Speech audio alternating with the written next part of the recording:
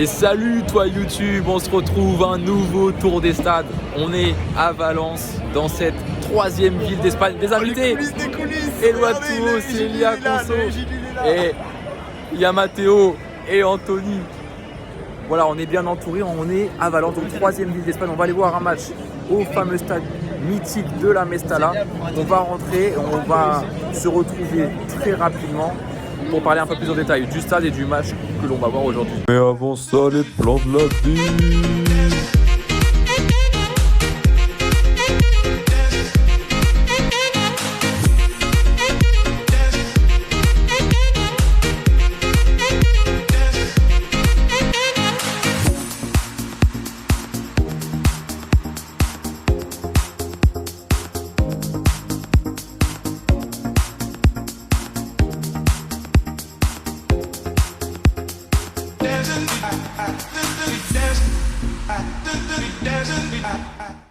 Bip.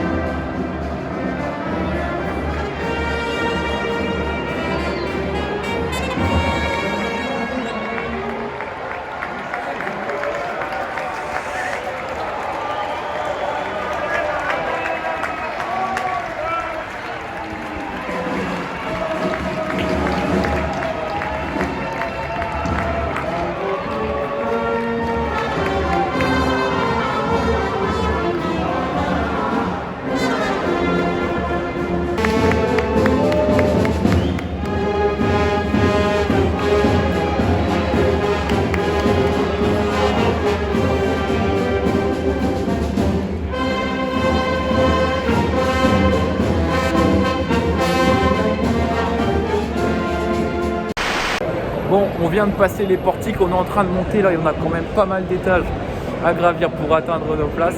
Je vais vous parler assez brièvement, tout en histoire, sur le stade de la Mestalla, ma foi connu, inauguré en 1923, qui n'est plus vieux que de 4 ans que le Valence Club Football, et qui est donc un poumon, un organe vital de l'environnement de la ville des Valencianos. Il a donc accueilli de nombreux matchs, des événements majeurs aussi, le Mondial 82 comme vous commencez à avoir l'habitude sur la chaîne YouTube, mais aussi des JO 92 de Barcelone qui avait du coup étalé ses stades un peu à droite à gauche pour répartir un peu ses épreuves dont le football faisait partie. Mythique ce stade, il l'est, pourquoi c'est l'un des plus anciens, des plus connus d'Espagne. Je parlais de 1923, c'est la date à laquelle il a été inauguré en mai. Il porte le nom de Mestalla, qui pour une fois n'est pas un inconnu, une référence à un ancien président, bien qu'il ait porté le nom d'un président pendant une quinzaine d'années. Il était revenu au nom de Mestalla, qui est en fait le canal d'irrigation qui passe sous le stade et qui sert depuis des dizaines d'années à arroser les champs de la ville. Son architecture ne laisse pas les fans de foot indifférents, et bien qu'il compte aujourd'hui 57 000 places, il n'a bien évidemment pas toujours eu cette capacité. En effet, avant la Seconde Guerre mondiale et la guerre civile espagnole, le club comptait environ 25 000 places. Mais du coup, les ravages de la guerre civile ici en Espagne sous le franquisme ont fait que le stade a été beaucoup détérioré, il a dû être refait. Il y a eu ensuite, dans les années 1950, un projet de rénovation pouvant porter la capacité de l'enceinte à 45 000 positions. Mais malheureusement, l'inondation de la Turia, qui est la rivière qui passe à côté du stade, n'ont fait que retarder la construction, qui s'est achevée après dans les années 60-70. La dernière modification en date du coup de ces dernières années, au début des années 2000, et qui a passé du coup le stade à une capacité que l'on connaît aujourd'hui de 57 000 positions. J'ai le tournis à force de tourner pour atteindre notre place à laquelle on va pouvoir assister le match, mais je suis bientôt arrivé. Je suis fier de vous raconter l'histoire du stade, vous dire que en 2009, un projet a été créé pour remplacer la Mestalla, faire le Nou Mestalla. Il a malheureusement été avorté, il est à l'abandon depuis quelques années à cause de gros problèmes d'argent qui ont touché le club, mais aussi le monde entier, puisqu'en 2009 il y a eu la crise des subprimes qui ont donc suspendu une première fois les travaux du nouveau stade du Nou Mestalla, qui ont pourtant commencé. Vous pouvez retrouver, je vais vous mettre une photo là des travaux actuels à l'heure où je vous parle. Les travaux avaient été ensuite relancés en 2015 avec le nouveau sponsor Bankia qui avait été trouvé par le club de Valence. Et puis aussi, car ça a coûté des centaines de millions d'euros, ils avaient décidé de vendre les terrains actuels de la Mestalla pour construire un nouvel hôtel. Or, avec une nouvelle fois la crise en Espagne, cela a été une nouvelle fois avorté. Et actuellement, Valence se retrouve dans une merde financière. Excusez-moi du mot, je n'ai pas trouvé autre chose. et ils ne peuvent plus financer le stade. On menace de supprimer les permis de construire. Donc voilà, c'est un gouffre financier. Des centaines de millions d'euros ont été injectés pour rien au final. La Mestalla va sûrement continuer de vivre encore un peu.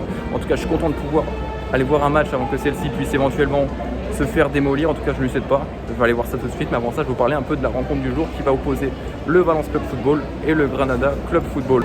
Je vous en parlais un peu plus tôt. Valence est un des clubs les plus mythiques aussi d'Espagne. Créé en 1919, il n'a que 4 ans d'avance sur le stade dans lequel il joue ses matchs depuis maintenant quasiment 100 ans, 99 ans pour être exact. Et il a un des plus beaux palmarès également du championnat, avec 6 championnats d'Espagne remportés, 8 Copa del Rey, des Coupes d'Europe avec une Coupe des vainqueurs de Coupe qui n'existe plus aujourd'hui, et une Ligue Europa en 2004. 2004 est d'ailleurs sûrement la dernière belle moisson du club avec du coup cette Ligue Europa et le dernier championnat qu'ils ont remporté. Cette année c'est plus compliqué, ils sont actuellement 9e et la dernière saison a été plus délicate également avec une Ligue des Champions à 4 ans, mais sinon c'est souvent le ventre mou qui les attend. Et une fois encore cette année, ils sont 9e, assez loin de la Real Sociedad 6e. Donc pour jouer les places européennes, ça va être compliqué. Heureusement, ils peuvent toujours se consoler avec, vous l'avez peut-être suivi, la qualification en finale de la Copa del Rey qui se jouera donc face au Betis. Ça a été une belle fête dans la ville. Ils sont contents, ils espèrent vraiment passer par cette Copa del Rey, cette Coupe d'Espagne pour pouvoir se qualifier en Europe. Ce qui ferait beaucoup de bien à ses supporters et à ce club qui a vraiment besoin de rayonner au niveau européen pour espérer sortir de ce gouffre financier, mais aussi parce que voilà, c'est un club mythique et les clubs mythiques, on aime bien les voir en bonne santé. Grenade de son côté, je vous l'avais dit, des liens, regardez Grenade, ma ville où je fais mon Erasmus. Et ben voilà, joue ce soir, ils sont 17e, ils sont en pleine bataille pour le maintien et ils doivent absolument remporter ce match pour se mettre bien. Du coup, j'imagine qu'il va y avoir de l'action. Valence a un peu fait tourner par rapport au match de coupe mercredi. J'espère qu'il va y avoir des buts, j'espère qu'avec les lois, on ne va pas porter la poisse une nouvelle fois. Sur ce, je vous propose de rentrer dans le stade parce qu'il y a de la musique et le match commence dans 10 minutes. Allez, Charles, vite, vite, vite.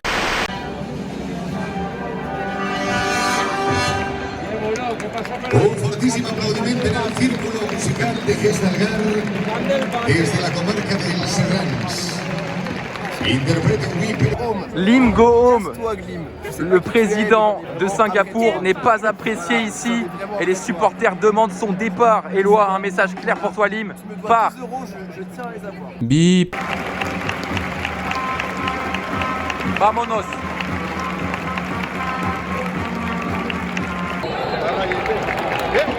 Ouais. Pronostic, la lucarne à droite. Et pour le match 2-1 pour Valence. Pronostic. Valence va gagner. Combien 2-0. Pronostic. Alors, on est de Grenade, c'est pas pour rien. Du coup, 2-0 Grenade. Ok, Anthony, pronostic. Nickel. 3-1 pour Valence. 3-1 pour Valence. T'as dit quoi toi? Moi, je vais dire, vas-y, 3-1 Valence.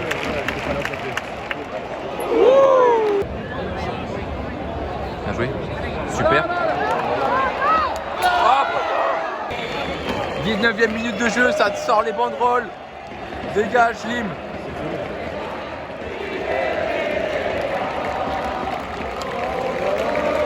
Oh la vache. Les gens veulent le départ du président, ils veulent sa tête. Putain, c'est beau.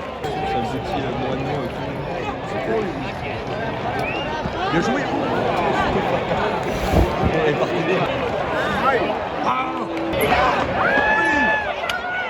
Oh, super garde. Mi-temps. Match soporifique. Ici à la Mestalla. 0-0. On s'ennuie. On a été productif à la mi-temps. On va tenter d'envoyer un message clair avec Lille Go. C'est parti.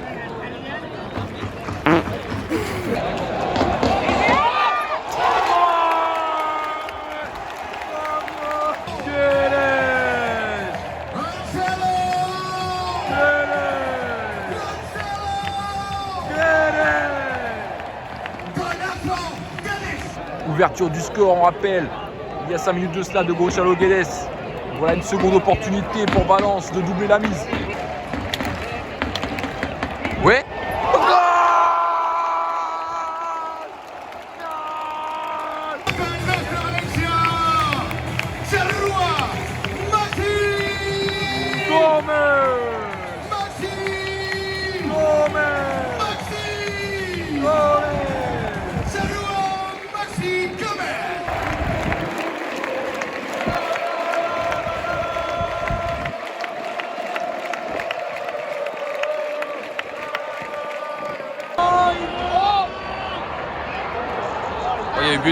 Oh, Luis Suarez.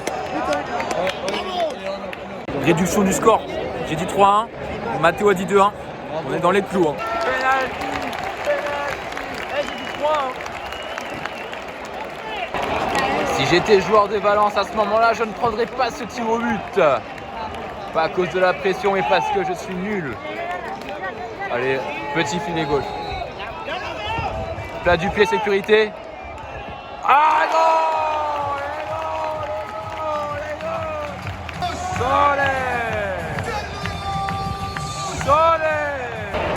Le feu d'artifice, c'est pour moi, je crois. Merci.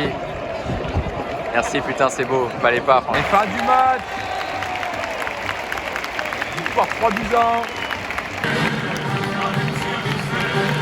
Putain, mais ce stade magnifique. Vamos, on n'a pas porté la poisse. Deuxième victoire d'affilée après celle qu'on a vue avec Eloi à Vienne. Ça fait plaisir. Valence a gagné 3-1 donc face à Grenade au terme d'un match, ma foi, avec une première mi-temps plutôt maîtrisée par les joueurs de Grenade. Mais en seconde mi-temps, ils ont eu 10 minutes. Vraiment, il y a eu un passage de 10 minutes. On a vu tous les buts et un gros passage à vide de la défense des Andalous qui prennent vraiment 3 buts avec sur des phases. Ça part d'un centre, d'un coup de pied arrêté. Les phases aériennes défensives sont vraiment à revoir. Donc, pour le club qui est actuellement 17e, qui a fait un peu la mauvaise opération du week-end, bien que ça a perdu derrière. Grenade va devoir se reprendre s'ils veulent toujours se battre pour ce maintien, l'assurer le plus vite possible. Happy détail anodin qui vient de me revenir, le coach de Grenade s'est fait virer à l'issue de la partie. Voilà, détail loin d'être anodin, il reste une douzaine de matchs et Grenade va devoir composer avec un nouvel entraîneur. Valence de son côté peut de nouveau croire, vraiment, mais il faudra faire des belles séries de résultats, à une qualification par le biais du championnat, mais comme je vous ai dit, la coupe restera la priorité face au Betis Séville, ce sera le 23 avril la finale si je ne dis pas de bêtises. Mais voilà, il faut un petit rapproché, prennent les 3 points, devant ça a perdu, la Sociedad a été perdre au Real. Donc voilà, c'est plutôt une bonne opération pour eux. Ils ont fait un match correct, ça avait fait tourner par rapport au match de coupe de mercredi. Et surtout, moi j'ai vu quelqu'un, c'est Gonçalo Guedes, et c'est un sacré bon joueur honnêtement. C'est le joueur phare de cette équipe. On a Carlos Soler dans le milieu qui est un peu le métronome, et Guedes, dès qu'il accélère, c'est lui la plaque tournante dans l'animation offensive des Valencianos.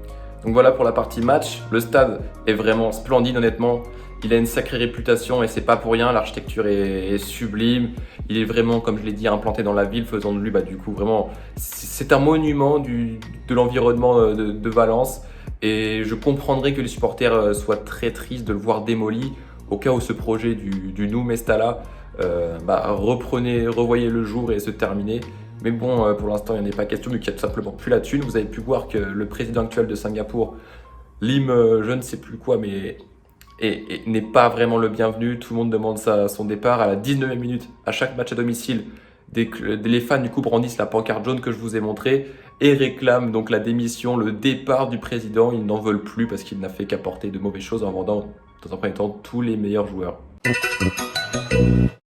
Et finalement, petite nouvelle, ça vient de tomber, je me baladais sur internet et que vois-je? Un article sur le Nou Mestalla qui a vu ses permis de travail s'agrandir et puis du coup les travaux devraient reprendre et se terminer d'ici fin 2024. Voilà, c'est une nouvelle date, ça vient de tomber, c'est tout frais, ça sort du four, vous en faites ce que vous voulez. Pour la partie foot, voilà, j'ai vraiment bien apprécié, on peut même dire que tout le monde a apprécié le stade, c'était une belle fête, un bon moment au stade, on a vu une victoire avec une bonne ambiance, c'était un match pas non plus hyper réputé, Grenade. Il y a quand même pas mal de monde dans le stade, il faut rappeler qu'il y a quand même 57 000 places, donc voilà, c'était à peu près bien rempli quand même, faut le dire.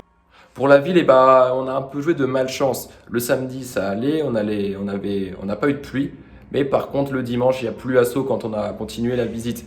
Il faut savoir que en ce moment, jusqu'au 19 mars à peu près, ce sont les Fallas à Valence. En gros, ce sont des fêtes locales à chaque fois, chaque année, et qui duraient pendant plusieurs semaines avec, selon les week-ends, des défilés, trucs comme ça, selon les arrondissements de la ville, etc. Et là, vraiment, tout le week-end, les gens jetaient des pétards partout, surtout les gosses. Drôle de fait, mais ça jette des pétards toute la journée, et des sacrés pétards. Enfin, la ville est gigantesque, il faut le dire, mais elle n'est pas non plus incroyable. Il faut dire que c'était aussi pas mal en travaux. Il y a vraiment des coins sympathiques, le centre historique, il y a vraiment des beaux monuments. Mais de manière générale, si je devais comparer une autre ville que j'ai faite en Espagne qui m'a vraiment marqué et qui est à peu près de la même taille, c'est Séville, où vraiment là, Séville, tu te perds, mais tu te régales tout le temps. Valence, c'est bien vrai, faut le dire, c'est quand même sympathique. mais c'est pas non plus la mieux. Après, on n'a pas tout fait. Faudrait voir ce que ça donne avec les ports, tout ça. Et même quand il fait beau, ça doit rajouter un peu de charme. En tout cas, on a passé un super moment. Merci Célia d'avoir joué le rôle du guide avec Eloi qui, ma foi, n'est pas d'ici, mais grâce à Google Maps. Je vous fais des gros bisous. J'espère que vous avez kiffé la vidéo. Je vous fais plein de bisous et je vous dis à la prochaine. C'était Théo. Mettez un pouce bleu, partagez. Ciao. Bip. Arturo le poisson rouge qui nageait dans l'eau. Il sortit la tête et se fit couper. Bip.